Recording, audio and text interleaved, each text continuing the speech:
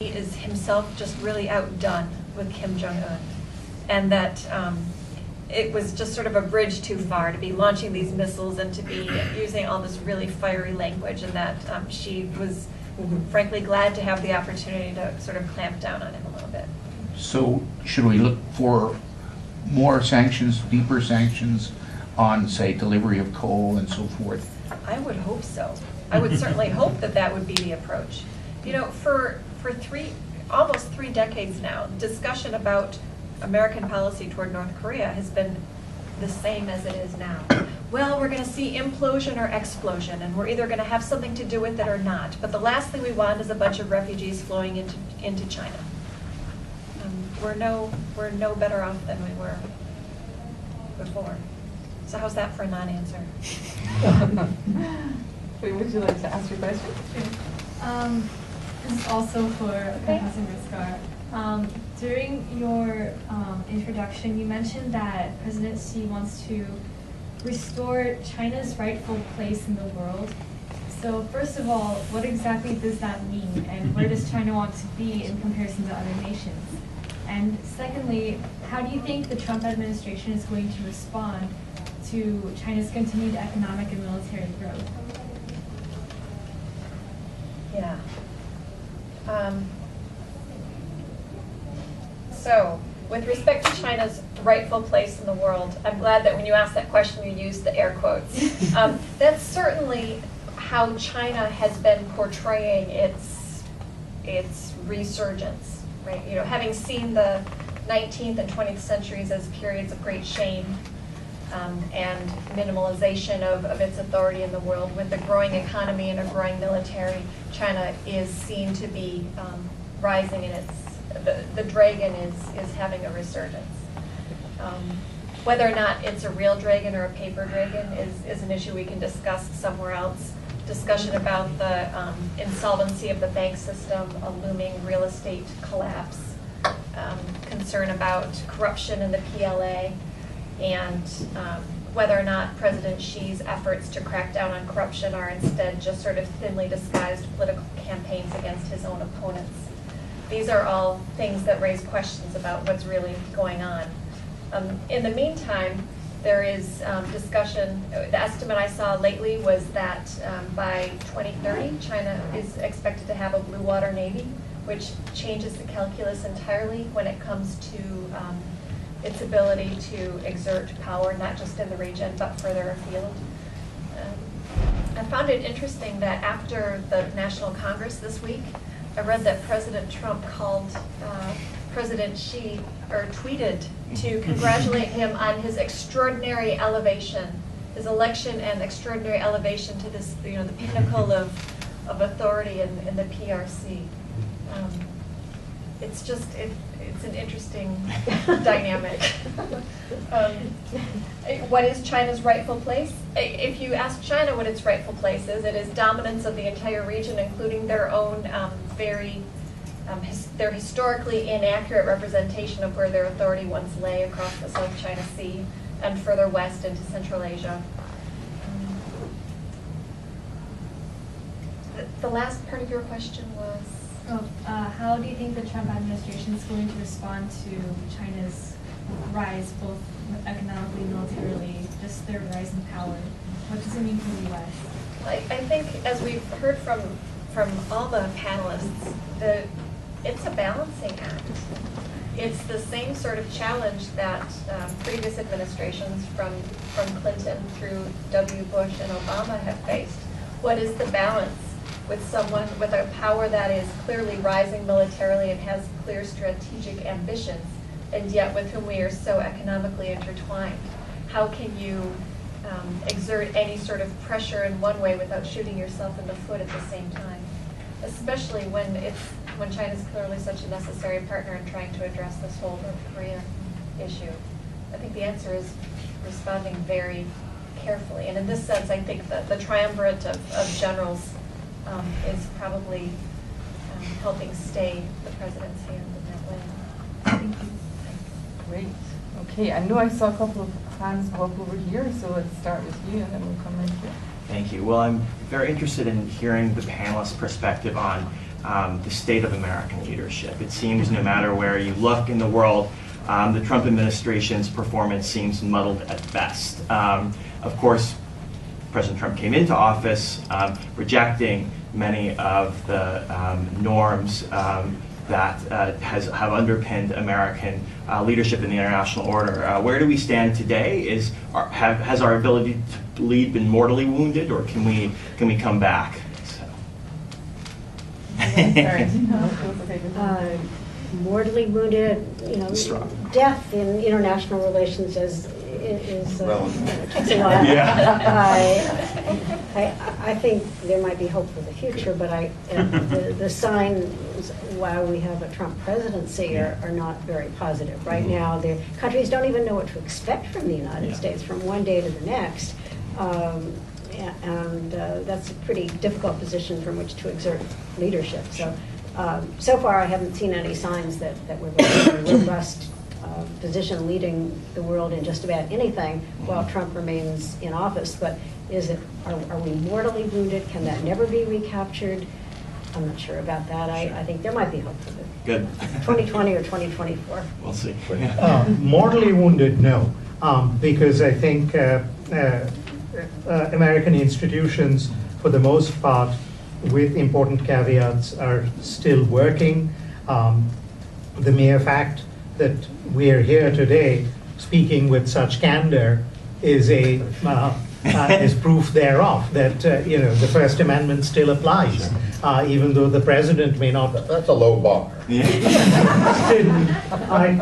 But I still. We don't know what will happen tomorrow. Believe me, it's a non-trivial matter, particularly as an academic.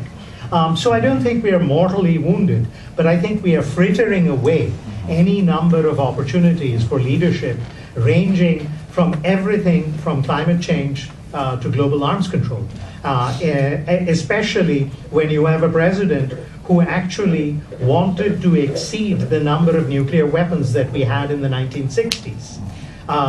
This shows the level of cluelessness of the individual we are dealing with. One can have partisan differences and even vigorous partisan differences with particular administrations, but one expects a minimal level of competence on the part of a president and an understanding of the sheer destructive power of the American nuclear arsenal. And you do not talk lightly about exceeding the number of nuclear weapons. You're taking notes in Moscow. Exactly. Not only are we frittering away opportunities, we are causing serious misgivings both amongst our allies and our adversaries through this utterly irresponsible talk. And one last thing that I'll mention. His threat to tear up the JCPOA is profoundly disturbing, not only in terms of containing Iran's nuclear weapons program, but why would someone else agree to a treaty with us, not knowing if the president wakes up one fine morning and decides to tweet and say, I don't abide by this treaty anymore. The faith that one reposes in the United States will become significantly corroded with this kind of behavior. If I may, just very quickly, I agree with everything my colleagues have just said in respect to the question, but I'm also reminded, I believe it's a quote from one of Oscar Wilde's plays, I can't remember which one now, is that we live in an age in which we know the price of everything and the value of nothing. And this, I think, is the one coherent strand that you can pull out about the Trump foreign policy, which is that having grown accustomed to negotiating the price of the gold-plated faucets in his buildings and getting the best deal he can, he knows how much things, and I lived in a Trump building, that was my official residence, was the Trump World Tower on First Avenue in New York, the 83rd floor. So I know whereof I speak about the marble and the gold-plated faucets. But the point is that so he can look at a balance sheet and tell us what we spend in Korea or in the defense of Japan as he has it, or the defense of Europe, What he has failed to enter into his mind is on the other side of the ledger, and that is the benefits that the United States has derived. And there's a reason that the United States became the dominant economic world power, not only because our manufacturing infrastructure wasn't bombed in the Second World War, but also because we established I speak now as an American citizen, we established the post-World War II order, and it was established for our benefit, and we have benefited greatly from it. And that's what we're frittering away, if I can use Shamit's word. But there is another consideration, that mortally wounded is one thing, I mean, but as the United States was threatening to withdraw, it hasn't quite, I mean, it has begun withdrawing from this and that, but there has not been a wholesale withdrawal yet, say, from the Middle East, at least. But as it does so, and as it allows its voice to recede, and it has done so in the Middle East, this business with Qatar is a really important development in my views. Others will fill the vacuum. And 4 years from now, or 3 years from now, or 7 years from now, when there's a new president inaugurated, and that president decides to reassert America's role, he or she will not find a vacuum to fill, because someone else will have filled it along the way. And then you have an entirely different set of considerations, including the sort of the cost of re-engaging, and there will be a cost. I guess I'll stop there. This is a good moment for me to let you know that you correctly quoted Oscar Wilde, and it was The Picture of Dorian Gray. The Picture of Dorian Gray. It's not a play. I said a play. It's a novel. And I should also mention that the photograph I showed you of Angela Merkel was, as you correctly pointed out, in the margins of the G20 after he had apparently blown up the Iran deal, which you now seem to be suggesting he hasn't quite.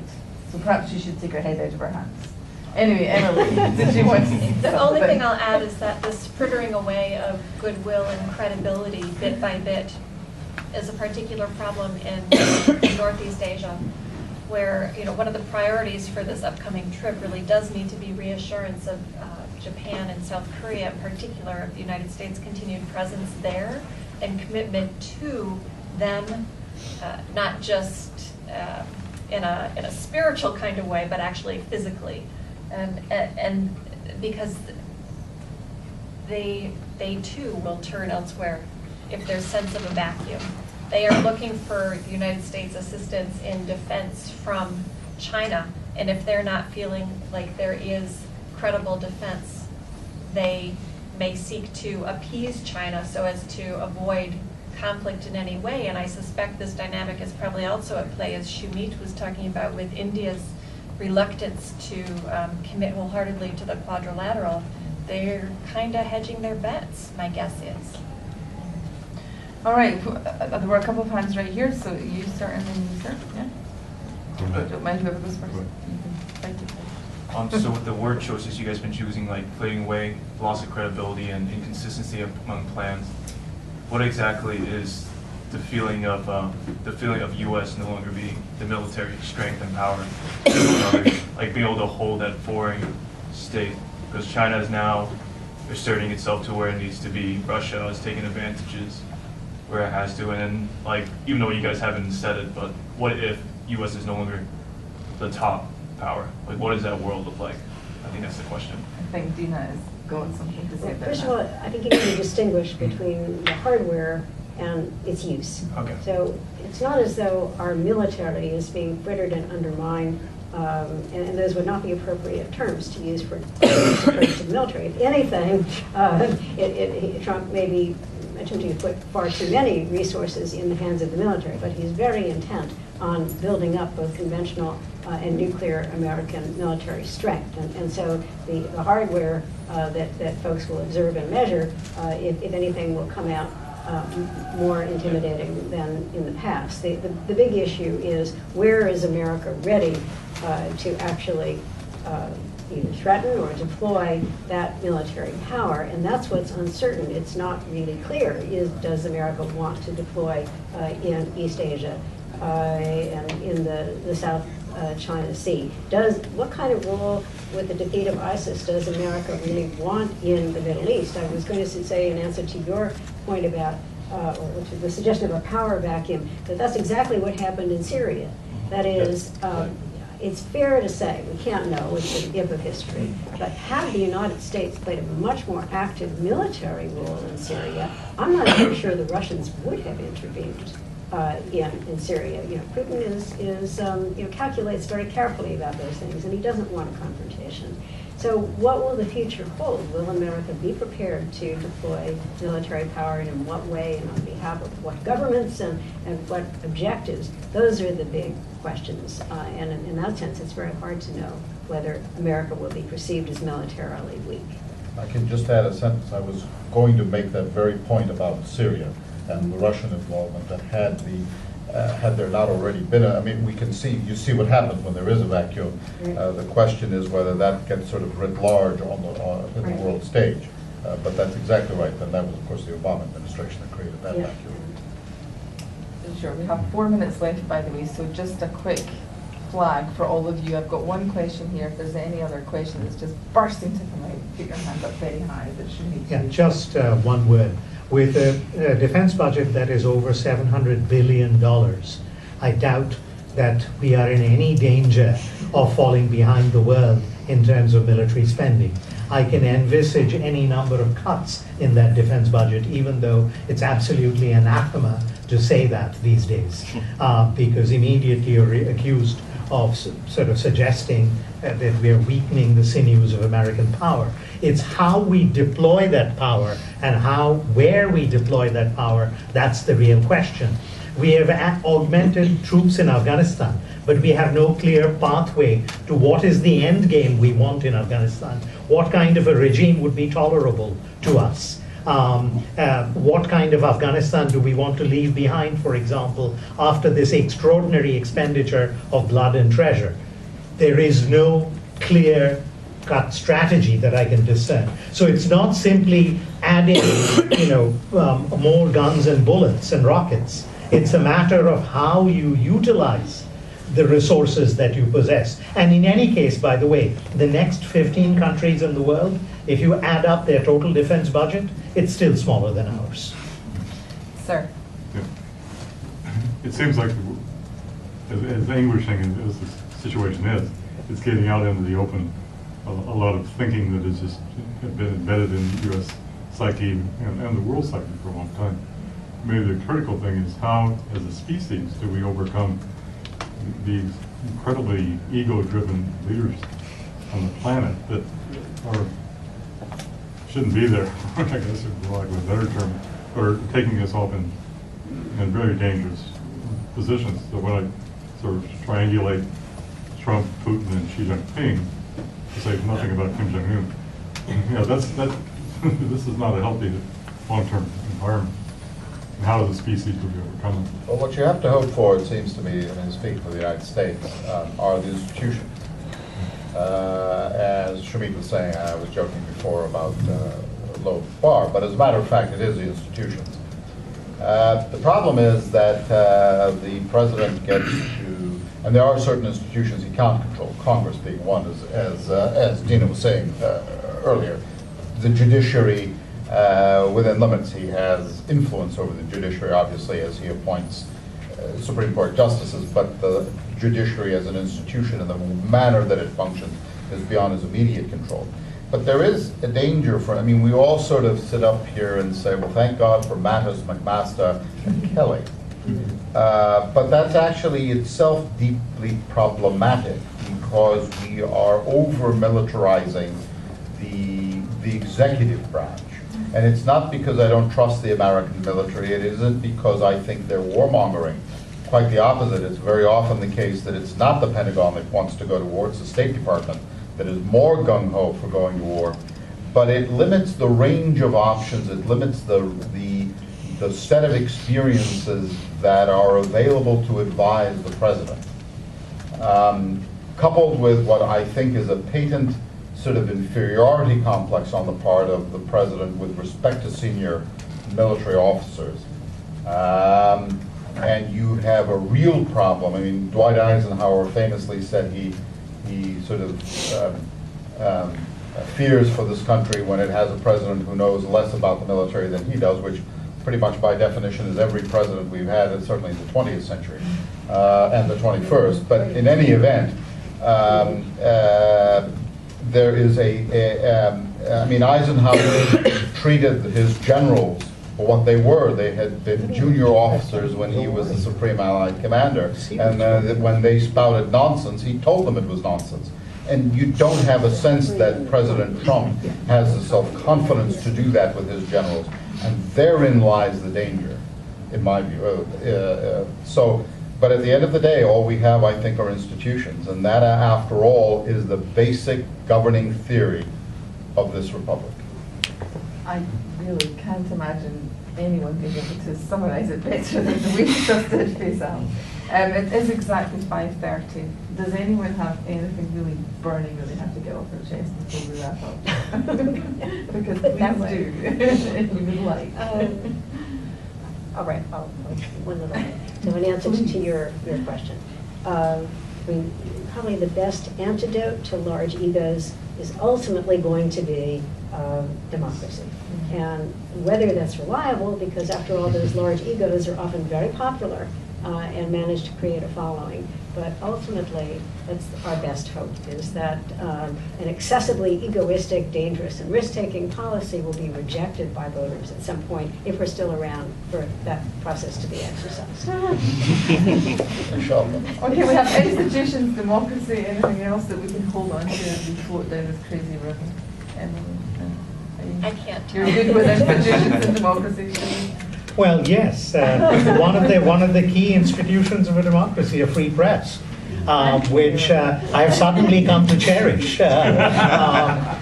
Notice the flourishing growth of investigative journalism. The Trump has done us an extraordinary favor. People aren't reading it, though. Oh. They get from Facebook. Yes, but I still repose faith. And subscriptions are going up. Yeah, they are. So that's much to be celebrated, in fact, in that regard. I'd like to thank, Emily. I would just say one pet peeve is that investigative journalism based almost entirely on anonymous sources has a lot of problems with it. What's the stemming from alternative? institutions. Especially under these conditions. Well, when people are afraid to speak. When people are on the terrified record, to we speak have a on the problem. record. As you can tell, that was not a problem in this room. So thank you very much.